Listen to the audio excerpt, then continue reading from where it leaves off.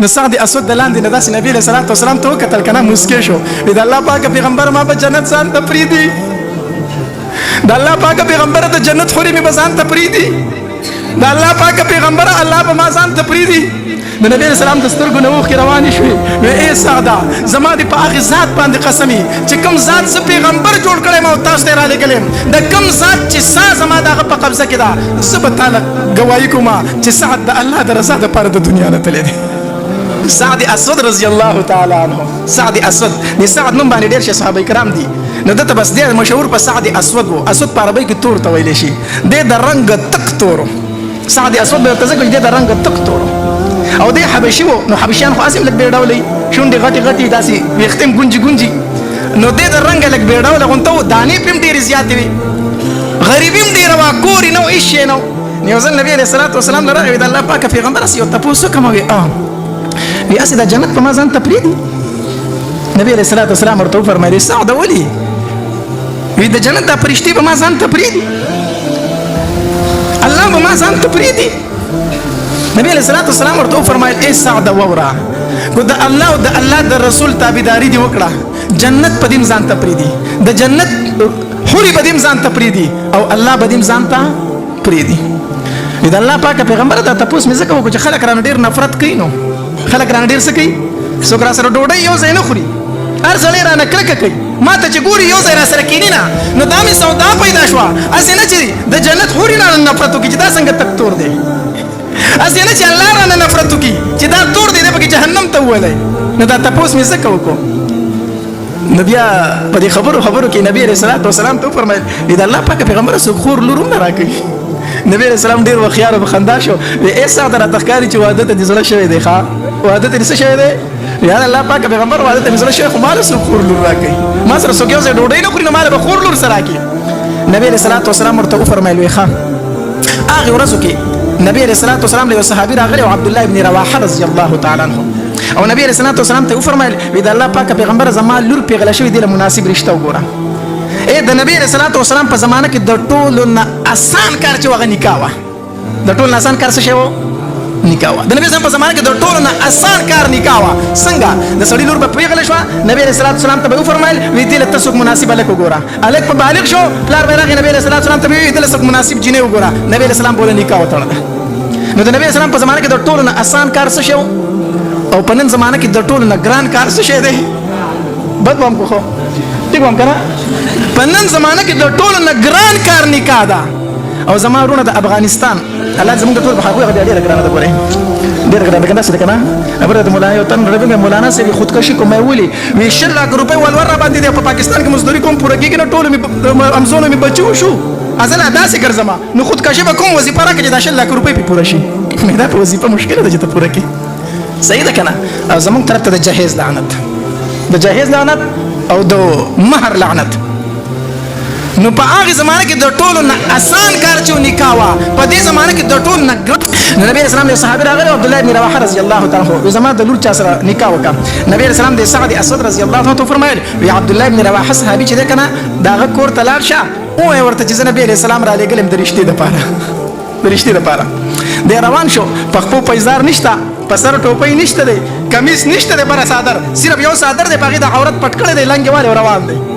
چې صحابي کور ته ورسید وری وټکاو د دنین عبد الله ابن رواحه رضی الله تعالی عنہ وروته وی لکه سکه وی زه خو نبی علیہ السلام را لګلم وی سلا وی تاغه ته درشتي وایو کنه وی او ما ته درشتي وایو وی دا درشتي د فرای سره لګلم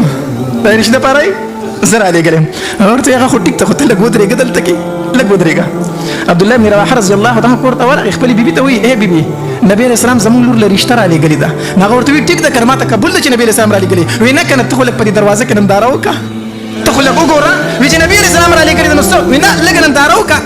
نو چې خزه په دروازه کې ننداره وکړه هغه ولیدو چې تک تور او غټي شونډې او مخ د دانو ډک او پسر ټوپۍ نه وقفو پیزار نه او بربند صرف یو صادره د عورت نه پټ کړی دی وی اله سړی د سر زمون لور گزاره نشي کوله د نبی علیہ السلام حکم په سر سترګو خو زمون لور به د سر گزارونه کې بیا به سبا دیم خپه زمون لور بم صحیح خپه وي وی او ورته چې نبی علیہ السلام ته و چې زمون لور لبره مناسب رشتہ راولېږي و ټیک ده دا سعد اسود رضی الله تعالی عنہ روان شو کنه نو لوري دا خبري واورېدې وی مورې څه خبرې دي وی نبی علیہ السلام ستاسو لپاره رشتہ را لېږلې ده نو تاسو ورته سوي وی لوري مونږ هغه رشتہ رد کړو مونږ چې تعالی دې بل رشتہ وګوري وی ولي وی ځکه چې هغه سړی ډیر بدرنګ دی اصل ډیر څه دی بدرنګ دی ژوند به سره ونه کې وی موري دې سړی ته مګورې دې ته وګورې دې را لېږلې چا دی دې سړی ته مګورې دا سړی را لېږلې چا دی د کومې رشتې انتخاب چې مال رسول الله کړی دی هغه رشتہ مال د ډیرو رشتو نه غوره ده د دغه خاون انتخاب مال نبی علیہ السلام کړی دی دغه خاون ماته د ډیرو خپل خاوندانو نه غوره دی ماته دا رشتہ منظور ده ویلوري مونږ خو ستاسو د وجه نه وي چې تر ځای بیا مونږ ورته مخکو وی ټیک د سعد اسود رضی الله عنه وی نبی علیہ السلام ته وجه د رشتہ مونږ ته صدا منظور ده سعد اسود الله نبی علیہ الصلوۃ والسلام خواله نبی علیہ السلام دې تاسو کوي سعد اسد وکړو وی الله پاک پیغمبر کار وشو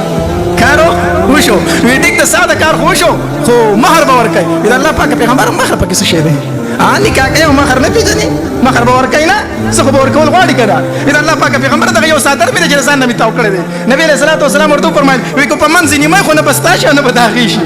او کو غیله ورکه استا بس شي او کو ستاشه نه داغي بس شي دا یو ساتر دی چې ستا دی وسو کوم د الله پاک پیغمبر نبی علیہ الصلوۃ والسلام ته فرمایل عزت د مہر بندوبست تر کومه د مہر بندوبست کومه یو درې صحابه کرام یو توخول یو زبیر رضی الله تعالی عنہ یو عثمان ابن عفان رضی الله تعالی عنہ یو بل صحابي وو په دوی په سلال شاو وتا چې مال 200 درهم راکړي 200 درهم دلارو دا غینه 200 درهم راوسوا کې بل صحابي ناستو ویل کې استا کورونه شته او د الله پاک پیغمبر زما دوه کور دي یو کور دې دل ورکا د الله پاک پیغمبر د شو یو کور د دو دې تمینه او محبت وي د الله پاک پیغمبر زما په یو کور کې گزاره کې یو کور د شو اصحابي واپس راغی شپږ سو درهم راغستې سعد اسد رضی الله تعالی عنہ نبی علیہ الصلوۃ والسلام ورته هغه پیسې واغستې 200 درهم یې لري کړل او د دې لنګ په دې پولیس کې پورې ولا وتړل لنګ په پولیس کې پورې وی سعد دې ته بسوي ځکه چې دا ستاسو خزي مہر دی دا ستاسو خزي مہر دی او 300 درهم ولا ورکړو وی لاړ شزان له سپوزکه موزکه والا س کړي مړي والا وعده دي کړه سودا خو بغستل غواړي کور دې مو شو مہر مو شو او سودا ورشه والا ځان دا ټیک دا د خوشاليږي بازار ته روان دي چې دکان ته دنه کیږي کنه چې ځان له واده سودا واخلي په دې کې په بازار کې ډول غږیږي او आवाज وسره کیږي د ډول سره اے خلکو د الله پاک پیغمبر پلان کی طرف ته غزاله روان دي او نبی علیہ الصلوۃ والسلام فرمایي چې د چا سره خپل اسلحه او سورلې وي هغه زموږ سره غزا ته لاړ شي هغه موږ سره لاړ شي مخکې زمانو کې بچ خلکو یو خبر ورکاو داسې ډول به وکړه نغاره به وتوي نغاره به والا نو سړی نغاره وي आवाज کوي وای د الله پاک پیغمبر پلان کوي طرف ته غزاله روان دي او څوک چې وسره ځان تیار کوي د په دې دکان په دې خله کې خپنی ولې شو یو ځل आवाज واوریدو غلی شو بیا یې واوریدو بیا یې سوچ وکړو چې په دریم ځل واورید کنه د دکان نه واپس شو ویخه سعد اسود به د بیبي سره په کور کې ناشتي او د الله پاک پیغمبر به جنگونه کوي هغه په میدان جنگ کې او سعد اسود په خزي سره ناشتي هغه پیسې راوغستې چې کومې ځان له واده سودا لوړې وي پاغي باندې اس واغستو تورې په واغسته او اس ته وخت یو داسې چوپټ کې واغست کپڑا چې کپڑا واغسته پاغي باندې داس مخ دې سی وته صرف داستر کې ښکار کړ نور ځان پټ دې د پاره چې کو نبی رسول الله او پیجن بیا می واپس کړي نو چې پیجن وینا صرف سترګې ښکار کړ نور ځان پټ کو او لاړ غزاله چې غزاله لاړ اوس داسې غزا کوي کنه چې په کوم طرف باندې د کافرو داسې سلې داسې ورتا وي داسې دا تور په دواړه لاس داسې چلی داسې روان دي سم غزا کوي یو صحابي د بل ته پوښتنه کوي که تاسو ته دا ډېر بهادر سړی دی یو وی ځنه پیژنم مخې پټه بل وی ځنه پیژنم بیا صحابه کرام وی دا چې تاسو نه مسلمان شوی دی ځان پټ کړی دی ځکه چې دا کافر ونه پیژني څوک نو مسلم دی نه څوک مسلمان شوی دی نبی علیہ الصلوۃ والسلام له وطن راغی د الله پاک پیغمبر یو ولته ډېر خطرناک غزا کوي ډېر بهادر دی غزا کوي نبی علیہ السلام کم دی بیا هغه د ګور د الله پاک پیغمبر دغه روان دی خو مخې پټ دی چې نبی علیہ السلام وکتل کنه او دا تور دې اوچته کړ په کافر گزار کو نو دا تورې مټي ښکارش دا تور مټه د دانو ډکه چې ښکارا شو کنه نبی علیہ السلام یې دا خو زما باغی تور ساعت نه دا شک په زما راځي دا لاس خو ماته د سعد اسود ښکاری د دانو ډک لاس ته تک تورو ویلا چې تاسو ته وکړي دغه کړی دا خو ما واده لیکلی و دا دې چرته راغلی دی چې هغه صحابي لاړو وی دا الله پاک پیغمبر تاسو کوي چې سعد اسودی هغه ته صرف سر وړه کوي صرف سر وتا وړه کوي اصحاب راغلی د الله پاک پیغمبر او سعد اسود دی وی خدای واده پرې دلته راغلی دی دا واده پرې دلته راغلی دی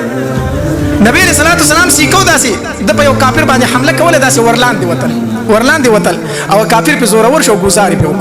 او چې گزاري وکړ سعد اسود رضی الله عنه چې او نو د اسنخ کتر راتاو شو چې اخکتر راتاو شو نبی رسول الله اواز وکړ وی زما سعدي او نبی رسول الله په خپل منډه کړی چې منډې کړې ورسېد ورله که نه نو دا سعد اسود رضی الله تعالی نبي رسول داسې خپل غېږ ته راوچت کړو دا مخې ول ښکاره کړو کپړی ته پرانسته چې کپړی ته پرانسته نبي علیه الصلوة والسلام د خپلې کپړې راواخېستې او د دې تور صحابي دا مخ د وینو نه داسې پاکوي دا مخ ولې د وینو او د خاورو نه پاکوي نو سعد اسود د لاندې نه داسې نبي علیه الصلوة والسلام ته وکتل که نه موسکی شو د الله پاکه پیغمبر ما به جنت ځان ته پرېږدي د الله پاکه پیغمبر د جنت حورې مې به ځان ته پرېږدي د الله پاکه پیغمبره الله به ما ځان ته پرېږدي د نبی علیه السلام د سترګو نه اوښکې روانې شوې وی ای سعده زما دې په هغې ذات باندې قسم چې کوم ذات زه پیغمبر جوړ کړی یم او تاسو ته یې رالېږلی یم د کوم ذات چې سا زما د هغه په قبضه کې ده زه به تاله ګواهي کومه چې سعد د الله د رضا دپاره د دنیا نه تللی دی اے سعده زه به ستا دپاره ګواهي کومه جنت به دې م ځان ته پرېږدي د جنت حورې به دې م ځان ته پرېږدي الله به دې م ځان ته پرېږدي دې ته ویلی شي عشق دې ته ویلی شي محبت د نبی علیه السلام سره عشق پیدا کوي د نبی علیه السلام سره محبت پیدا کوي په نبی علیه السلام باندې درود زیات وایي په نبی علیه السلام باندې درود زیات وایي